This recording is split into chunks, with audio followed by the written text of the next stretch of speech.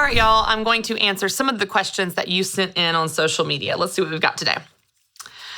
How do you stay in a relationship when it's hard to know that you are loved? This is a deep question. I think that which relationship it is matters, if that makes sense. Not that it changes the answer, but I think how I experience love from my mom or my dad is very different than how I experience love from my spouse, for example. But let me just give you, off the top of my head, some ideas. One way to process this, I'm assuming the implication here is you don't know you're loved. One way is to get to know the other person. And that may seem obvious, like I'm married to the person, hypothetically. I know them. But I mean really know them.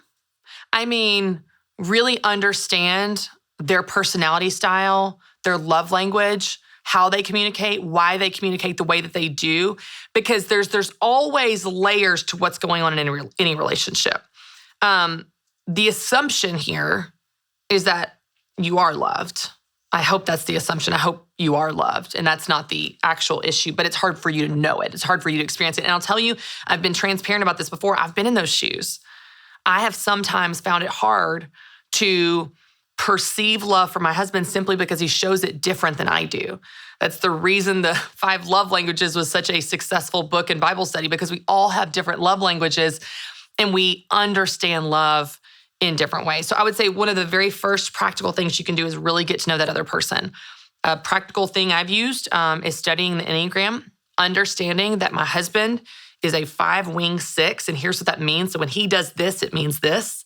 And I'm an 8-wing 7, so when I do this, it means this. And as we understand how we're wired and we understand even our childhood and our family dynamics that we grew up in, the households we grew up in, it helps me understand him. When I understand him, I can see how he shows love in a more accurate way. So I think the first practical thing that you can do is get to know that person, assuming it's a spouse, if not, a parent, maybe understanding how they're wired. The second thing that you can do, and I've been talking about this on the show a lot recently, but get help, meaning go to a counselor, read a book together, a marriage book together, read a relationship or communication book together. Getting outside help can so often shine light into areas that you both just feel stuck. Matt and I have so many times been stuck on a decision or in some type of conflict or something where we're just missing each other, and we're trying, we're talking about it, we're praying about it, we're doing all the things we feel like we should do, but we just miss each other. And when you bring a third party in, whether that's a counselor or even a book that can help, spur some conversations, listen to a podcast, whatever, it can help bring you guys onto the same playing field where you're speaking the same language. You can see eye to eye. You can actually communicate in a way that connects. So I think another practical thing you can do is just get outside help to help you be able to understand that love and receive it, that it's there. And the third thing, I'm just going to throw this in there because this has been some of my story, but pray about it. Really pray about it. Pray about what is yours to own. Do you have stories from your childhood? Do you have wounds? Do you have a narrative in your mind that you're not loved? That's actually something that needs to be healed in you, and it's not on that other person. I've been there. I've shared the story before of being in church when I felt like the Lord spoke to me that I was believing the lie that my husband didn't love me. And y'all, it was like the air was sucked out of my lungs because I realized that was a lie that I had been believing. My husband loves me so much, but it doesn't matter if he loves me if I don't believe it, because I'm going to experience what I believe. If I believe he doesn't love me, then every single thing that he does, I'm going to perceive as a lack of love. Anything that he does where he doesn't respond how I want him to or how I'm expect him to or how I would, I perceive that as a lack of love. He loves me very much, but it doesn't matter if I don't believe it.